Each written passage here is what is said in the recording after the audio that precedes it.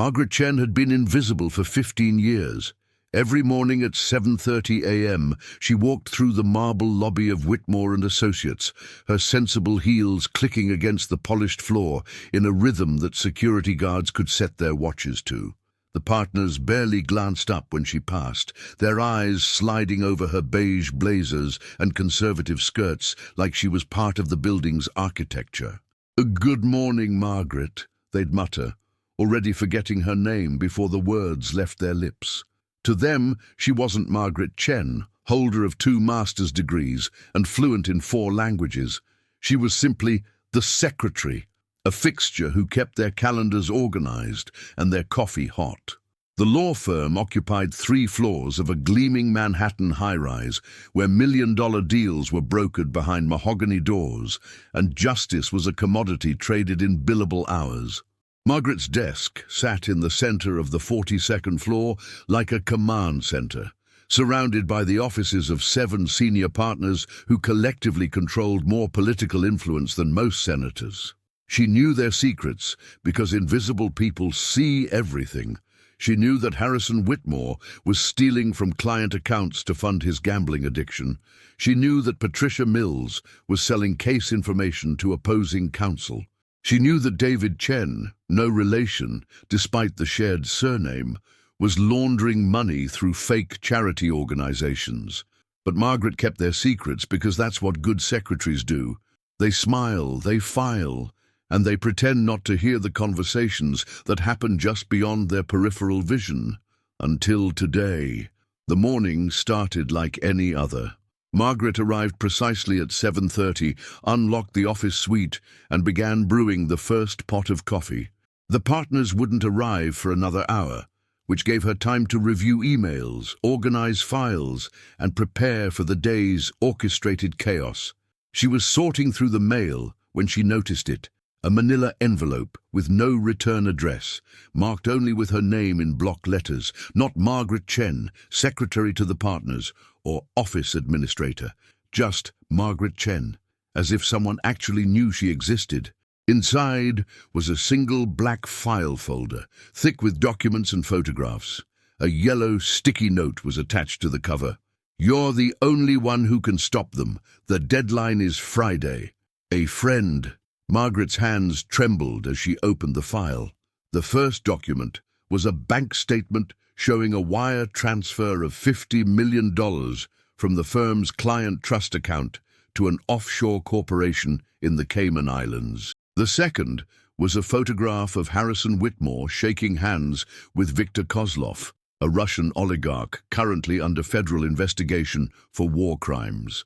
Her breath caught in her throat as she flipped through page after page of evidence. Money laundering schemes that spanned 3 continents, judges bought and sold like livestock, witnesses who had mysteriously disappeared before they could testify. The law firm wasn't just corrupt, it was the hub of a criminal empire that reached into the highest levels of government. And at the center of it all was a plan called Operation Blackout, a conspiracy to manipulate the upcoming gubernatorial election by destroying evidence in a high-profile murder case. The victim was Amanda Rodriguez, an investigative journalist who had been getting too close to the truth about the firm's activities. Her killer had been identified, arrested, and was scheduled for trial. But according to the documents, key evidence would disappear from the police evidence room on Friday, ensuring an acquittal. Margaret felt sick. Amanda Rodriguez had been 28 years old, the same age as Margaret's daughter Sarah. She had been working on a story about corruption in the legal system when someone had decided she was too dangerous to live. "Good morning, Margaret." Harrison Whitmore's voice made her jump. She quickly closed the file and slid it under a stack of correspondence, her heart hammering against her ribs. "Good morning, Mr. Whitmore," she replied, forcing her voice to remain steady. "Your coffee is ready, and Mrs. Patterson called to confirm your lunch meeting." Whitmore nodded absently, already focused on his phone.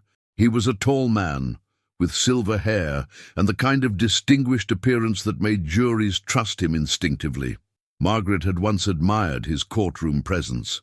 Now she wondered how many innocent people he had destroyed with that same charming smile. As the morning progressed, Margaret watched the partners move through their routines with new eyes. Every phone call could be coordinating a bribe. Every closed-door meeting could be planning another cover-up. When Patricia Mills asked her to book a flight to the Cayman Islands, Margaret's stomach lurched. During her lunch break, Margaret locked herself in a bathroom stall and called the FBI tip line, but when she tried to explain what she had discovered, the agent on the other end sounded bored. "Ma'am, we get dozens of calls like this every week. If you have specific evidence of federal crimes, you need to bring it to a field office with proper documentation." "But the deadline is Friday," Margaret insisted. "People are going to die." "Then I suggest you contact local law enforcement. Have a nice day." The line went dead. Margaret stared at her phone, realizing with growing horror that she was truly alone. The police were compromised. The file contained evidence that 3 detectives were on the firm's payroll. The FBI thought she was a crank caller, and in 3 days, Amanda Rodriguez's killer would walk free, ready to eliminate anyone else who threatened the conspiracy. She returned to her desk with a newfound sense of purpose. For 15 years, she had been invisible, but invisibility was about to become her greatest weapon. As the afternoon wore on, Margaret began making copies of the most damaging documents, using the firm's own equipment against them. She scheduled fake meetings to get the partners out of their offices, then searched their desks for additional evidence. She accessed computer files that she had been backing up for years, finally understanding the true meaning of the coded language she had been transcribing. By 6 p.m., the office was empty except for Margaret. She sat at her desk, surrounded by the evidence of a conspiracy that reached into every corner of the American justice system. Tomorrow, she would have to decide whether to remain invisible or step into the light and fight back. She looked at the black file one more time, then at the family photo on her desk. Her daughter Sarah, graduating from law school, full of hope and idealism about making the world a better place. Margaret made her choice. She picked up her phone and dialed a number she had memorized years ago, but never called. It rang twice before a familiar voice answered. Margaret Chen speaking. "Sarah, it's Mom. I need your help, and whatever you do, don't tell anyone we're talking." Margaret Chen was working late at the Manhattan District Attorney's office when her mother's call changed everything.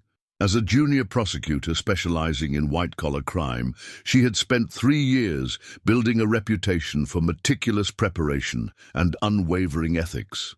But nothing had prepared her for this moment. "Mom, you're scaring me," Sarah whispered, stepping into an empty conference room and closing the door.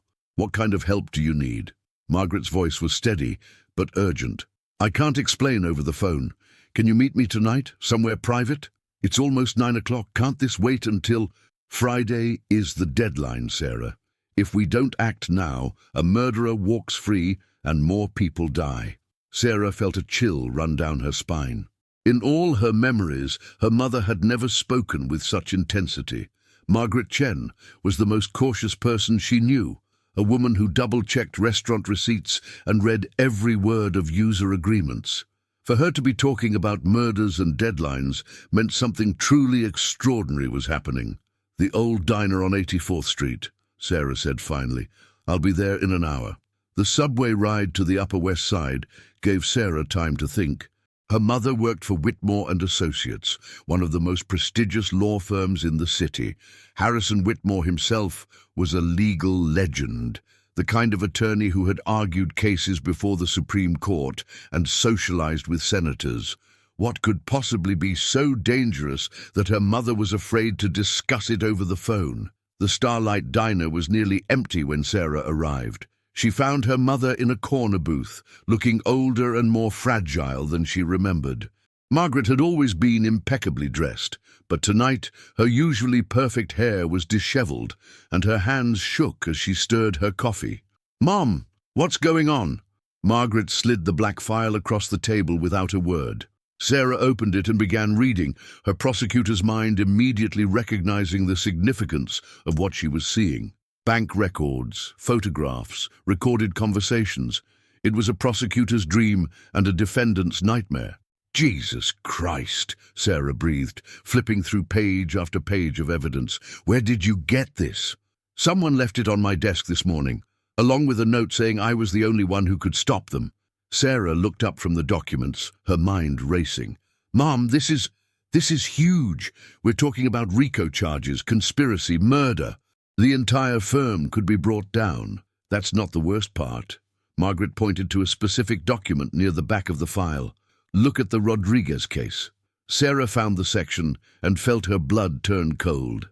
Amanda Rodriguez. She remembered the case from the news. A young journalist murdered in her apartment 6 months ago. The suspect, Tony Marconi, had been arrested and was awaiting trial. Sarah had actually reviewed the case file as part of her duties, preparing for potential appeals. They're going to destroy the evidence, Margaret continued.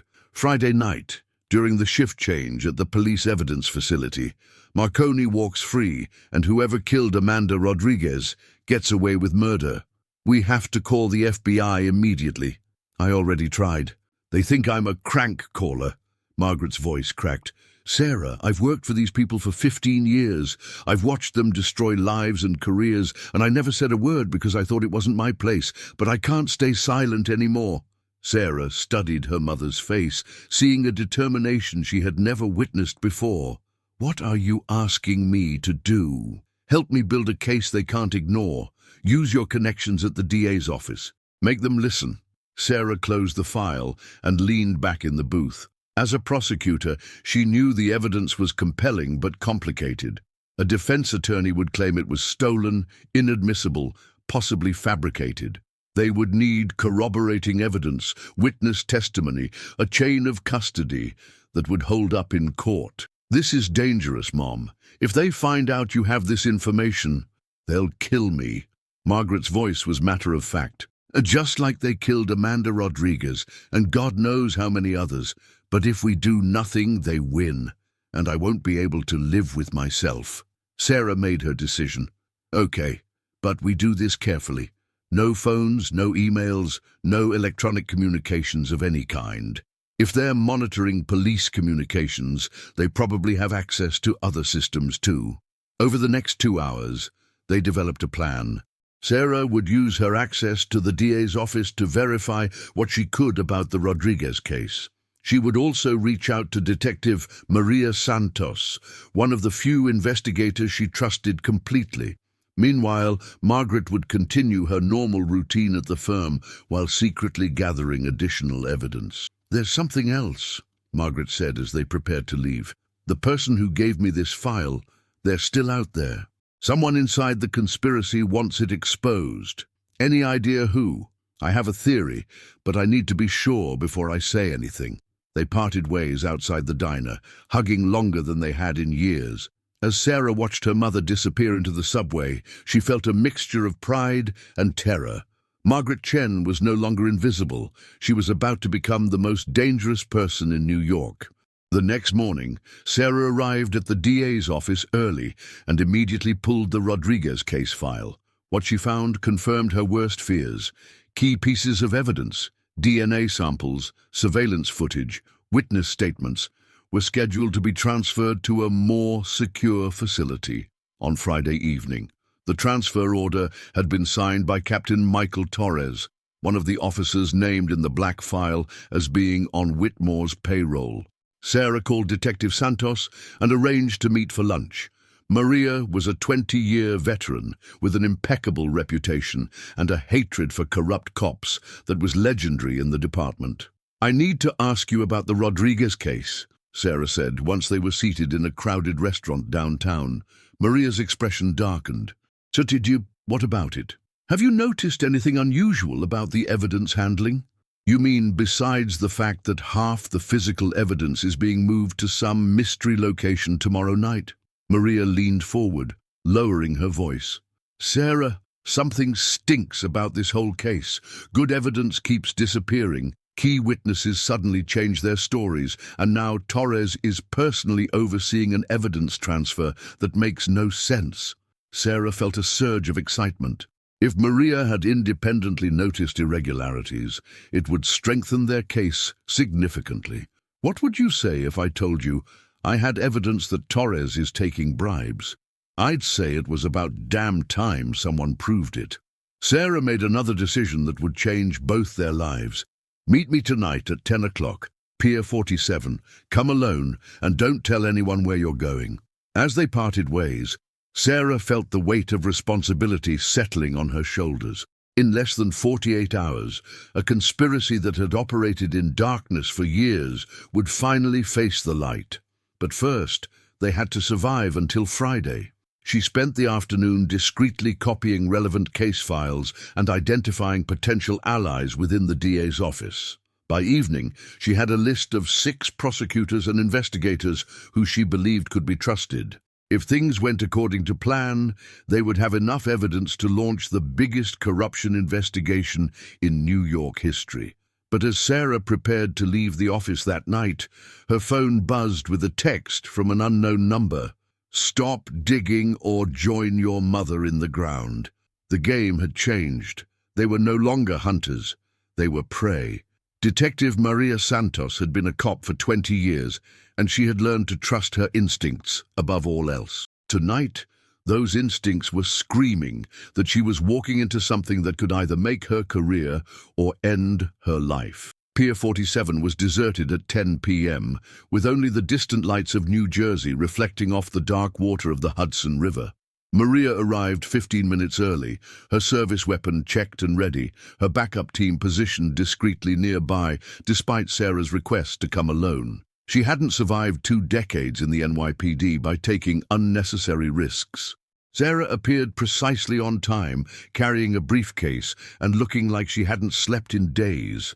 Behind her, an older Asian woman emerged from the shadows, someone Maria didn't recognize, but who moved with the careful precision of someone accustomed to staying invisible. "Detective Santos, this is my mother, Margaret Chen," Sarah said without preamble. "She works at Whitmore and Associates, and she has something you need to see." Maria studied the older woman carefully. Margaret Chen looked like a million other office workers in Manhattan. Well-dressed, professional, unremarkable, but her eyes held an intensity that Maria recognized from her own mirror on particularly difficult cases. "Mrs. Chen, your daughter says you have information about the Rodriguez case." Margaret opened her purse and pulled out a thick manila folder. "Detective, I've been filing paperwork and scheduling meetings for 15 years. I never asked questions, never looked too closely at what my bosses were doing, but I can't pretend anymore." As Maria examined the contents of the folder under a streetlight, her 20 years of experience helped her immediately recognize the significance of what she was seeing. Bank records showed systematic money laundering. Photographs documented meetings between the law firm's partners and known criminals. Phone transcripts revealed conversations about bribing public officials. But it was the section about the Rodriguez case that made her blood boil. "Son of a bitch," Maria muttered, reading through the details of the planned evidence tampering. "They're not just covering up the murder, they're orchestrating it from the beginning." "What do you mean?" Sarah asked. Maria looked up from the documents, her face grim. "I mean, Amanda Rodriguez wasn't killed by some random psychopath. According to this, she was getting close to exposing the whole operation. Marconi isn't the real killer, he's the fall guy. And when the evidence disappears tomorrow night, the real murderer stays free, while Marconi probably ends up dead in prison within a month." Margaret spoke quietly. "Detective, there's something else.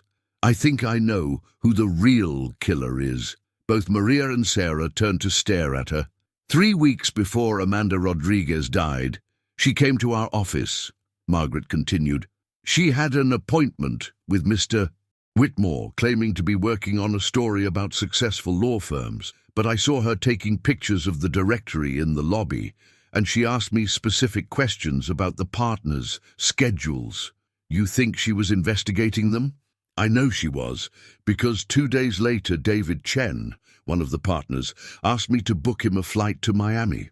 When I processed his expense report the following week, he had charged dinner at a restaurant 6 blocks from Amanda Rodriguez's apartment. The same night she was killed, Maria felt the pieces of the puzzle clicking into place. Chen killed her, then arranged for Marconi to take the fall, probably paid him to be in the area, maybe even drugged him so he wouldn't remember clearly. But why Marconi specifically? Sarah asked. Because he has a record for assault, he needed money, and he's not smart enough to figure out he's being set up, Maria replied. Perfect patsy. The 3 women stood in silence for a moment, absorbing the full scope of the conspiracy they were facing. Then Maria's radio crackled to life. "Santos! We've got a problem!" came the voice of her backup team. 3 black SUVs just pulled up to the parking lot, armed men getting out. Maria's training kicked in immediately. "Run! Both of you now." But it was too late. Powerful flashlights suddenly illuminated the pier, and a voice called out through a megaphone. "Detective Santos, Mrs. Chen, Ms. Chen, you're surrounded. There's nowhere to go." Maria drew her weapon and positioned herself between the approaching men and the 2 women. In the harsh glare of the flashlights, she could see at least 6 figures advancing toward them, all carrying military-style rifles. "NYPD!" Maria shouted. "Drop your weapons!" The response was immediate and professional. Warning shots whistled past their heads, and the voice on the megaphone called out again, "Detective, you're outnumbered and outgunned. We don't want to hurt you, but we will if necessary." Maria recognized the voice, Captain Michael Torres, her own superior officer. The corruption went even deeper than they had imagined. "Torres, you son of a bitch," Maria called out. "You're a disgrace to the badge." "I'm a realist, Santos. You should be too. Walk away now and you can go back to your life. Keep digging and you'll end up like Rodriguez." Margaret stepped forward, surprising everyone. "Captain Torres, my name is Margaret Chen. For 15 years I've been invisible. I've typed your payoff schedules, I've booked your meetings with criminals, I've watched you destroy innocent lives. But I'm not invisible anymore." She held up a small device that Maria recognized as a digital recorder. "Everything you just said has been transmitted to a secure server. Even if you kill us tonight, the evidence will still surface." Torres laughed. "Mrs. Chen, you're a secretary. You don't know how to set up secure servers." "You're right, I don't. But my daughter's boyfriend is a cybersecurity expert for the FBI. He's been helping us since this afternoon." Sarah looked shocked. "Mom, I don't have a boyfriend who—" "I lied," Margaret said calmly. "But the recording is real, and it's already in the hands of people you can't buy or intimidate." For the first time, Torres sounded uncertain. "You're bluffing." "Am I? Check your phone, Captain. I think you're about to receive some very interesting calls." As if on cue, Torres's phone began ringing. Then another phone. Then another. Within seconds, all 6 armed men were receiving calls simultaneously. Maria realized what was happening. Someone, Margaret's mysterious benefactor, had been monitoring the situation and had just triggered a coordinated response. But who had that kind of reach and timing? The answer came from an unexpected source. A new voice called out from behind Torres's team, and Maria felt a surge of relief as she recognized it. "NYPD, Federal Bureau of Investigation, drop your weapons immediately." The pier suddenly erupted in chaos as FBI agents and internal affairs investigators surrounded Torres's team from multiple directions. Spotlights blazed from police helicopters overhead, and the sound of approaching sirens filled the night air.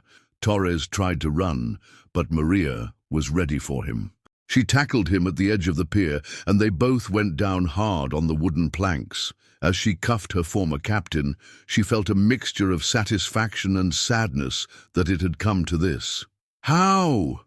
Torres gasped as she read him his rights.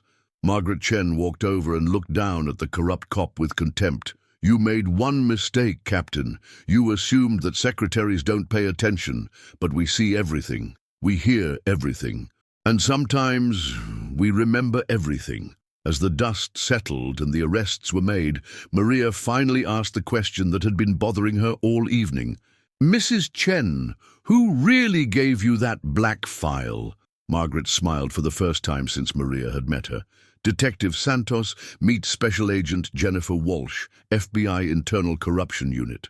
A woman stepped out of the group of federal agents, removing her tactical vest to reveal a business suit underneath. She was about Margaret's age, with graying hair and intelligent eyes. Agent Walsh has been investigating Whitmore and Associates for 2 years, Margaret explained. But she needed someone on the inside to gather evidence that would hold up in court. Someone invisible. Maria looked at Margaret with new respect. You've been an undercover federal informant this whole time? No, detective. I've been a secretary who finally decided to open her eyes. The real battle was just beginning. Special Agent Jennifer Walsh had been hunting corruption for 15 years, but she had never seen anything like the Whitmore conspiracy. As dawn broke over Manhattan on Friday morning, she stood in the FBI field office, surrounded by evidence that could topple one of the most powerful law firms in America, if they could act fast enough. We have less than 12 hours before they destroy the Rodriguez evidence, Walsh announced to the task force assembled in the secure conference room.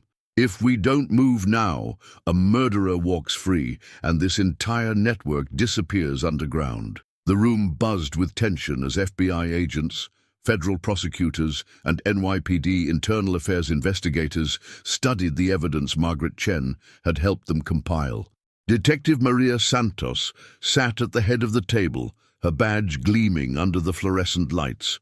Beside her, Sarah Chen looked exhausted but determined, her prosecutor's mind already working through the legal challenges ahead. Margaret herself sat quietly in the corner, still processing the fact that her 15 years of invisible service had culminated in this moment. Agent Walsh had approached her 6 months ago, not as a potential informant, but as someone who might be willing to help once she understood the full scope of what was happening at her workplace. The evidence transfer is scheduled for 8 p.m. tonight, Santos reported. Captain Torres is in custody, but his replacement, Lieutenant Morrison, is clean. She's agreed to cooperate with our operation. What about the partners at Whitmore? Asked Assistant U.S. Attorney Robert Kim, who had been assigned to prosecute the case. If we don't arrest them simultaneously, they'll destroy everything and flee the country. Walsh checked her watch. Arrest warrants will be signed within the hour. We hit all 7 partners at exactly 6 p.m. before they have a chance to coordinate their response. Margaret raised her hand tentatively. Agent Walsh, what about David Chen? He's not at the office today. He flew to Miami yesterday evening. The room fell silent. David Chen was not just another corrupt lawyer. According to the evidence, he was Amanda Rodriguez's actual killer. If he had already fled the jurisdiction, building a murder case would become infinitely more complicated. Sarah pulled out her laptop and began typing rapidly. Mum, do you remember which flight he took? American Airlines Flight 1247, departing LaGuardia at 6:30 p.m. He's booked at the Fontainebleau Hotel in Miami Beach, Sarah announced after a few minutes of searching. Reservation through Sunday. Walsh was already reaching for her phone. I'll coordinate with the Miami field office. We'll have him in custody before he knows what hit him. But as the morning progressed, everything began to unravel. At 10 a.m., Agent Walsh received a call that made her blood run cold. David Chen had checked out of his Miami hotel at 5 a.m. and boarded a private jet bound for a non-extradition country. Someone had warned him that the net was closing in. At 11 a.m., Harrison Whitmore failed to show up for a scheduled court appearance, and his secretary reported that he hadn't been seen since Thursday evening. At noon, Patricia Mills was found dead in her Park Avenue apartment, an apparent suicide by drug overdose, but the medical examiner's preliminary findings suggested she had been murdered. There's a leak, Walsh announced grimly to the task force. Someone in this room, or someone with access to our investigation, is feeding information to the targets. Margaret felt a chill of fear. Agent Walsh, if they know about the investigation, they know about me. You're in protective custody as of right now, Walsh replied. Detective Santos will escort you to a safe house. But Margaret shook her head. I need to go back to the office. If I disappear now, they'll know for certain that I'm the source, and there might be other evidence I can gather before the arrests." "Absolutely not," Sarah interjected. "Mum, it's too dangerous." "Your daughter's right," Santos agreed. "These people have already killed at least 2 people. They won't hesitate to eliminate you." Margaret stood up, and for the first time in 15 years, she felt powerful. "Detective Agent Walsh, all of you, you're thinking like law enforcement officers, but I'm thinking like a secretary, and a good secretary always finishes her work." Walsh studied Margaret's face for a long moment. "Oh no, what do you have in mind?" "The partners keep their most sensitive files in a vault on the 43rd floor. I have access because I'm the one who organizes the documents for storage. If I can get inside before the arrests begin, I might find evidence about other crimes, other victims." "The risk is enormous," Walsh warned. "The risk of doing nothing is greater," Margaret replied. How many more Amanda Rodriguez's will die if we don't stop them completely?" After an hour of debate, they agreed to let Margaret return to the office, but with extensive backup. FBI surveillance teams would monitor every entrance to the building, and Margaret would wear a wire that would allow them to track her movements and communications. At 2 p.m., Margaret walked through the marble lobby of Whitmore and Associates for what she knew might be the last time. The security guard nodded absently as she passed, just as he had for 15 years. She was still invisible to him, and that invisibility might save her life. The office was unusually quiet. Only 3 of the 7 partners were present, and they seemed nervous, taking hushed phone calls and glancing frequently toward the elevators. Margaret went about her normal routine, answering phones and organizing files, while secretly planning her assault on the vault. At 4 p.m., she made her move. Using her master key, she accessed the 43rd floor and made her way to the document storage vault. The lock required both a key and a numerical code, information she had memorized years ago, but never used for anything unauthorized. Inside the vault, Margaret found exactly what she was looking for. Box after box of files documenting crimes that went back decades, blackmail materials on judges and politicians, financial records showing payments to organized crime figures, and most damning of all, a detailed ledger listing 17 people who had been murdered to protect the conspiracy, including Amanda Rodriguez. As Margaret photographed page after page of evidence with a camera provided by the FBI, she heard footsteps in the hallway outside. Someone was coming.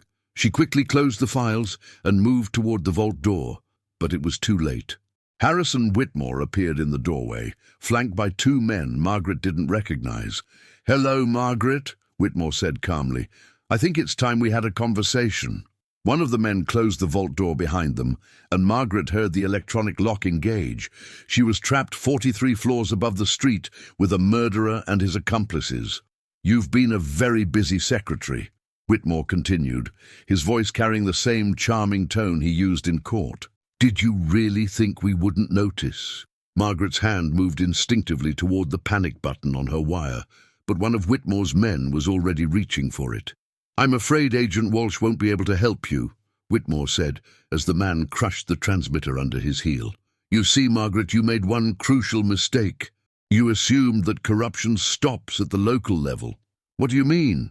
"I mean that half the FBI task force investigating us is on our payroll. Agent Walsh is honest, but she's also predictable. We've been monitoring her investigation from the beginning." Margaret felt her heart sink. If Whitmore was telling the truth, then Sarah, Detective Santos, and Agent Walsh were all walking into a trap. "What do you want from me?" she asked. "I want you to make a phone call," Whitmore replied, holding out a cell phone.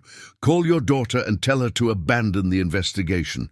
Tell her that you've changed your mind, that you don't want to be involved anymore." "And if I refuse?" Whitmore's smile turned cold.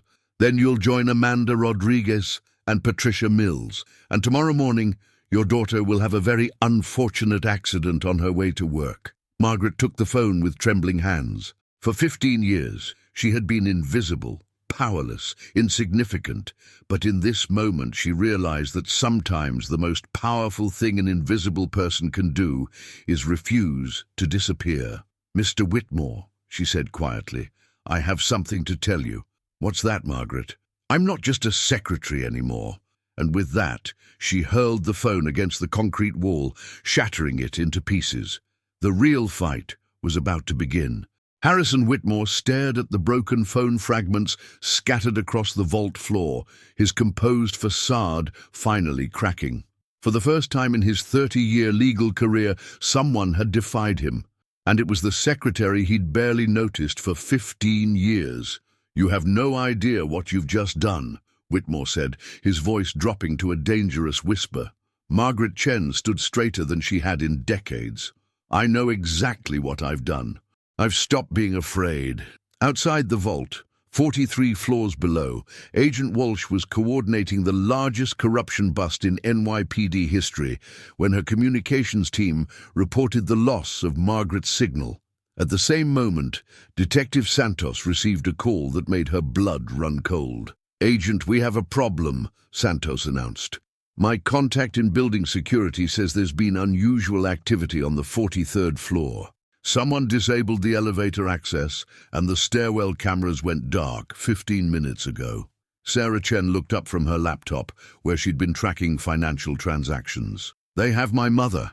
Arrest teams. Move now," Walsh commanded into her radio. "All units converge on the Whitmore building.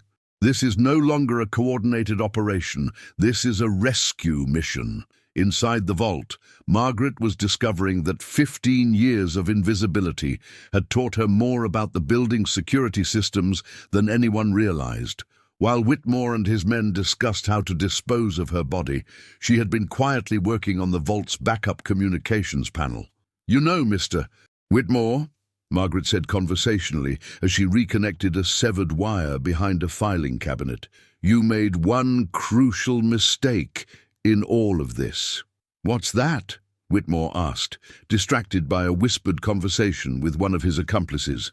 "You assumed that secretaries only know how to file and fetch coffee." Margaret's fingers found the emergency communication button she had discovered during her second year at the firm. But good secretaries know everything about their buildings, including how to activate the emergency broadcast system. The vault suddenly filled with the sound of Margaret's voice being transmitted throughout the entire 42-story building. "This is Margaret Chen, on the 43rd floor. I am being held against my will by Harrison Whitmore and 2 unidentified men. Mr. Whitmore has confessed to multiple murders, including Amanda Rodriguez and Patricia Mills. If anyone can hear this, please contact the FBI immediately." One of Whitmore's men lunged toward the communication panel, but Margaret was ready for him. 15 years of carrying heavy files and organizing storage rooms had given her more strength than her appearance suggested. She grabbed a heavy law book and swung it with all her might, connecting with the man's temple and dropping him to the floor.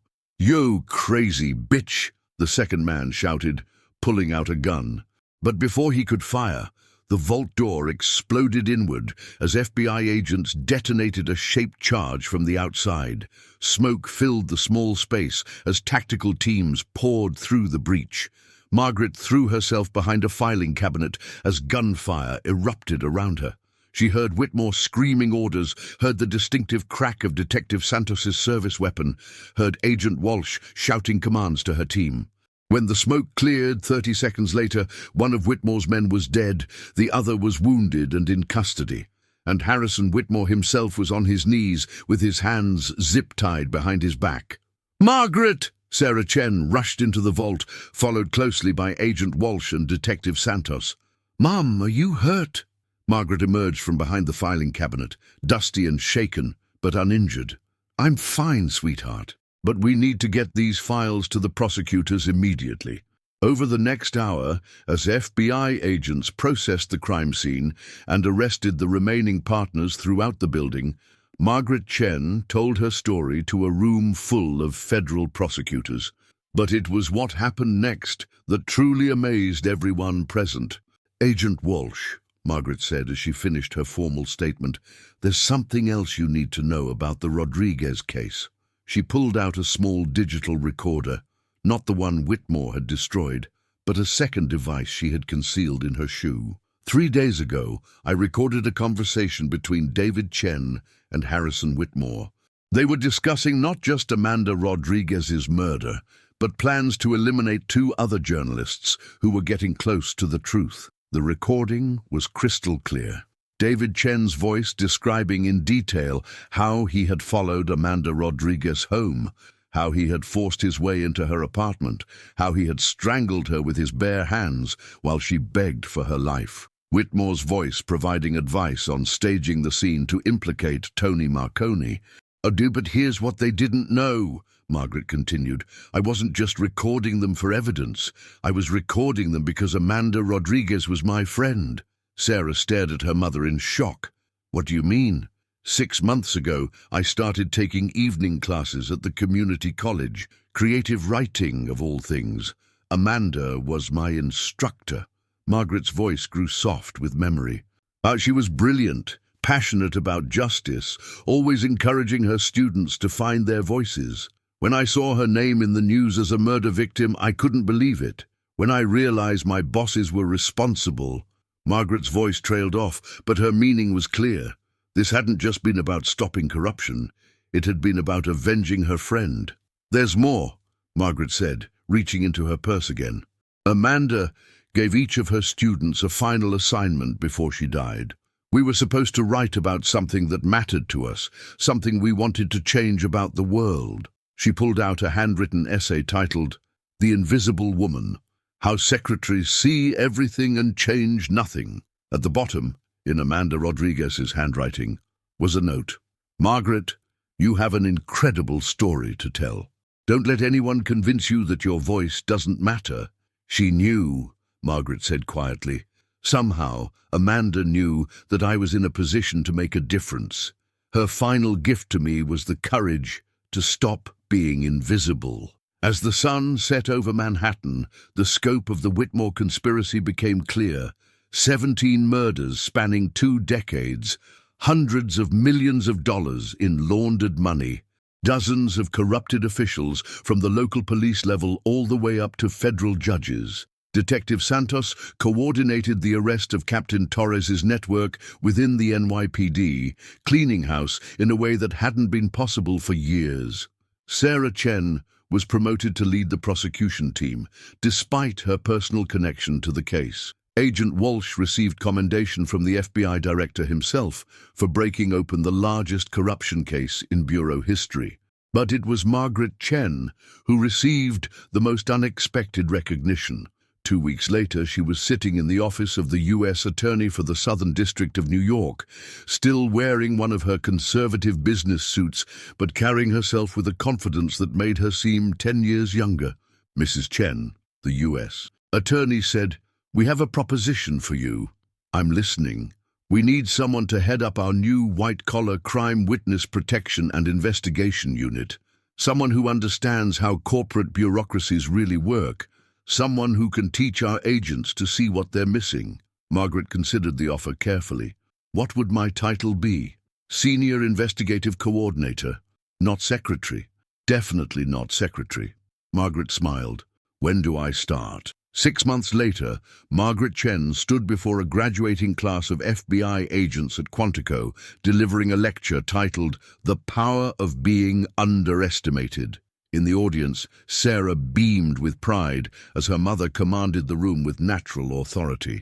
"The most dangerous criminals," Margaret told the agents, "are the ones who think they're invisible to people like us. They conduct their business in front of support staff, assuming we're too insignificant to matter. They forget that every conspiracy requires paperwork, every cover-up requires coordination, and every criminal organization needs someone to keep track of the details." She paused, looking out at the sea of young faces hanging on her every word. "Your job as federal agents is to find those people, the secretaries, the assistants, the overlooked employees who see everything but say nothing, because sometimes all it takes is one person deciding to stop being invisible. In the back of the room, Agent Walsh smiled as she watched Margaret Chen own the stage. The woman who had spent 15 years filing other people's secrets was now teaching the next generation of investigators how to uncover the truth. Meanwhile, in a federal prison in upstate New York, Harrison Whitmore sat in his cell reading the newspaper coverage of his former secretary's transformation. The headline read, "From Secretary to Senior Investigator, the Margaret Chen Story." As for David Chen, he was eventually tracked down in a non-extradition country, but justice found him anyway. The evidence Margaret had gathered was so comprehensive that international pressure forced his deportation back to the United States, where he was convicted of first-degree murder and sentenced to life in prison. Tony Marconi, the man who had been framed for Amanda Rodriguez's murder, was released and compensated for his wrongful imprisonment. He used the settlement money to start a foundation providing legal aid to people falsely accused of crimes they didn't commit. But perhaps the most fitting end to the story came a year later, when Margaret Chen received a package with no return address. Inside was a handwritten note. "Thank you for finding your voice. Amanda would be proud." It was signed simply, "A friend." Margaret never found out who had originally left the black file on her desk, but she suspected it was someone else who had spent years being invisible, someone else who had decided it was time to step into the light. The Margaret Chen who walked into Whitmore and Associates 15 years ago as a quiet, unnoticed secretary had disappeared forever. In her place stood a woman who had learned that sometimes the most powerful thing you can do is refuse to stay hidden. She was no longer invisible, she was unforgettable, and she was just getting started.